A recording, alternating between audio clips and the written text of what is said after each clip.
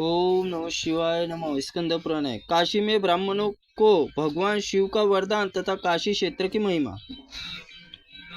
अगस्त जी कहते हैं, षडानंद ब्राह्मणों को देखकर भगवान शंकर ने उनसे कहा। स्कंद जी बोले, अगस्त जी, अब ब्रह्मा जी गौरव की रक्षा के लिए महादेव जी मंद्रांचल चले गए। वहां श्वेत सन्यासी पाप विहीन ब्राह्मण निराश्रय हो गए। उनके महाक्षेत्र प्रति ग्रह लेना सदा ही लिए बंद कर दिया है और अपने डंडों से अग्रभाग से भूमि खोद खोद कर कंदमूल आदि जीवन निर्वाह करने लगे। इसी प्रकार धरती खोद खोद कर उन्हें एक बड़ी सुंदर पुष्करनी तैयार कर दिया। उसका नाम दंडकात तीर्थ है। उस तीर्थ में चारों ओर अनेक बड़े बड़े शिवलिंग स्थापित किए। भगवान महेश्वर आराधना तत्पर हो गए। प्रयत्न पूर्वक तपस्या किए। वे नित्य विभूति धारण करके रुद्राक्ष माला पहनते हैं। प्रतिदिन शिवलिंग पूजन करते हैं। शत्रुद्रिय का जप करते हैं। उन्होंने ब्राह्मणों को पूर्ण देवादि देव महादेव शुभागमन समाचार सुना है। दंडखात नामक महातीर्थ में उनका दर्शन करने के लिए आए। उनकी संख्या 5000 थी। वे हाथों में नूतन दरवा दल आद्र अक्षत फूल और सुगंधित माला लिए हुए उनके मुख से शिव की जय जयकार बोलते हुए बारंबार प्रणाम करके मंगल वैदिक सूत्रों में महादेव जी का स्तवन किया। तब भगवान शंकर ने वह सब अभयदान देकर प्रसन्नता पूर्वक कुशल मंगल पूछा। हे ब्राह्मणों बोलो। वे ब्राह्मण बोले, नाथ की निवास करने वाले हम लोगों के लिए सदा कुशल विशेष इस समय जबकि हमने इस नेत्रों में स्वरूप और प्रत्यक्ष दर्शन किया, हमारी कुशल के लिए क्या कहना। आप वही है जिनके स्वरूप की श्रुतियां यथा स्वरूप नहीं जानती। आप क्षेत्र विमुख है, वे ही सदा कुशल और वंचित है। सर्पों में भुजंग धारण किए हुए महादेव, जिनके हृदय में सदैव काशी चिंतन होता है और ऊपर से संसार रूपी सर्प विष का कोई प्रभाव नहीं पड़ता। काशी यह 2 अक्षरों का मंत्र, गर्भ रक्षा करने वाली अर्थात गर्भवास बचाने वाली मणि, यह जिस कंठ में स्थित है उसमें अमंगल कैसे हो सकता है। जो प्रतिदिन काशी इस 2 अक्षर में सुधा पान करता है वह जरा आदि विकारों से देवरहित देवता रूप उपेक्षा करके साक्षात अमृत मोक्ष के रूप में हो जाता है। जिसके कानों में अमृत के समान प्रतीक होने वाली काशी इन 2 अक्षरों को सुना है, फिर से गर्भवास को कथा नहीं सुनता। काशी से अन्यत्र रहकर जो काशी काशी इस तरह जप करता वह जीवन यापन करता वह आगे मुक्ति सदैव प्रकाशित होती है। भगवान काशीपुरी कल्याण स्वरूपा, आप ही कल्याण स्वरूप गंगा जी कल्याण रूपा, कोई दूसरा क्षेत्र नहीं। यहाँ 3 कल्याण मूर्तियां रहती है।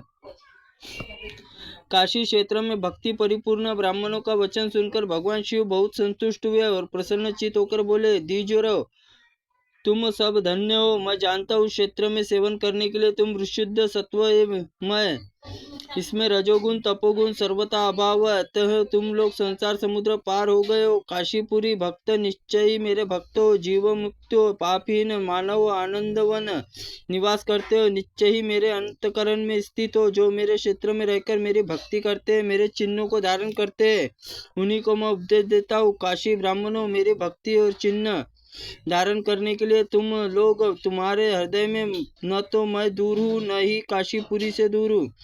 तुम सब लोग मुझे अपनी रुचि से वर मांगो। ब्राह्मण बोले, उमापते महेश्वर सर्वज्ञ, हमारे लिए यह वर है कि आप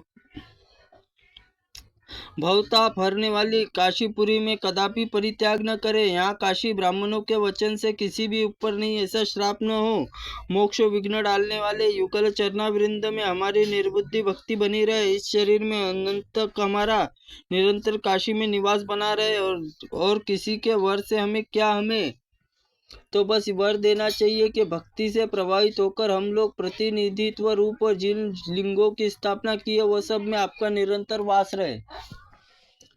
ब्राह्मणों का यह वचन सुनकर शिवजी ने कहा, तथास्तु, ऐसा ही शिव दूसरा कोई वर देता हूँ, इसमें ब्राह्मणों यथार्थ का ज्ञान प्राप्त होगा। मुक्ति की इच्छा रखने वाले पुरुषों को उत्तरवाहिनी, गंगा सेवन, शिवलिंग यत्नपूर्वक पूजन, दम, इंद्रिय संयम, दान, दया और सदा ही करने चाहिए। इसमें क्षेत्र निवास करने के लोगों को रहस्य की बात बताई गई है। अपनी बुद्धि दूसरों के हित में चिंतन लगाना चाहिए। किसी उद्वेग में डालने वाले वचन को नहीं बोलना चाहिए। विजय की इच्छा रखने वाले पुरुषों को मन से कभी पाप नहीं करना चाहिए, क्योंकि यहाँ किया हुआ पुण्य पाप अक्षय होता है, अन्यत्र नहीं किया हुआ पाप काशी में नष्ट हो जाता है। काशी में किया हुआ पाप अंतर्गृह में नष्ट होता है। किंतु अंतर्गृह में किया हुआ पाप शनैश्चर में प्राप्ति होने वाला है। अंतर्गृह में पाप करने वाला पुरुष यदि काशी के बाहर चला जाए तो 50 नर की प्राप्ति होती है, क्योंकि काशी में किया हुआ पाप कर्म करोड़ों कल्पों तक शुद्ध नहीं होता, परंतु यदि उसकी मृत्यु हो तो उसे 30,000 वर्षों तक रुद्र पिचास होकर रहना पड़ता है। जो काशी में रहकर पातकों में सदा तत्पर रहता है वह 30,000 वर्षों में 50 योनि रहेगा। इसके बाद फिर वहीं रहते हुए उत्तम ज्ञान की प्राप्ति होगी और उस ज्ञान से परम मोक्ष प्राप्त हो जाएगा। इस संसार में सब कुछ अनित्य और मनुष्य जन्म अनेक प्रकार से पापों से भरा हुआ है। ऐसा जानकर संसार भय छुड़ाने वाले अभिमुक्त काशी धाम सदैव सेवन करते रहना चाहिए। ब्राह्मणों में शक्ति में भक्ति में तत्पर प्रतिवता स्त्री अभिमुक्त क्षेत्र मुक्ति को प्राप्त होती है, वे ही परम गति पाती है। द्विजोरो, यहाँ प्राण निकलते समय मैं स्वयं जीव को तारक ब्रह्मा उपदेश देता हूँ, जिसमें वह परम ब्रह्मा स्वरूप हो जाता है। मुझमें मन लगाए रहने वाले तथा संपूर्ण कर्मों के मुझे समर्पित करने वाले मेरी भक्ति इस काशी में जिस प्रकार मोक्ष प्राप्त होता है वैसा अन्य किसी पुण्य क्षेत्र में नहीं है। देहधारी जीवों को मृत्यु निश्चित है, कर्मों में प्राप्ति होने वाली गति भी दुख रूप ही है। इसमें आगंतुक वस्तु ही एक न दिन चली जाने वाली है। ऐसा समझकर काशी में शरण लेनी चाहिए। जो अपने न्योपार्जित धन से एक भी काशी वासी को पुरुष को तुप्त करता है वह मेरे साथ संपूर्ण त्रिलोक को तुप्त कर दिया है।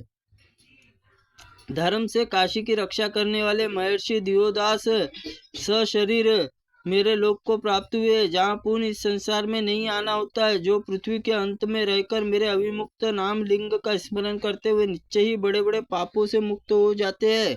इस क्षेत्र में जिसने मेरा दर्शन स्पर्श पूजन किया है वह तारक ज्ञान प्राप्त करके इस संसार में जन्म नहीं लेता। इस तीर्थ में मेरी पूजा करके अन्यत्र कहीं भी मृत्यु प्राप्त हो वह दूसरे जन्म में मुझे प्राप्त होकर अविमुक्त हो जाता है। इस प्रकार ब्राह्मणों काशी क्षेत्र महिमा वर्णन करके महादेव जी ब्राह्मणों को देखते हुए वहां अंतर ध्यान हो गए। ब्राह्मण भी भगवान के शंकर का प्रत्यक्ष दर्शन पाकर प्रसन्नचित अपने अपने आश्रम को चले गए। त्रुटिपूर्ण वाक्य के लिए भगवंत आप हमें क्षमा करे। ओम नमः शिवाय नमः। ओम स्कंद पुराणाय नमः।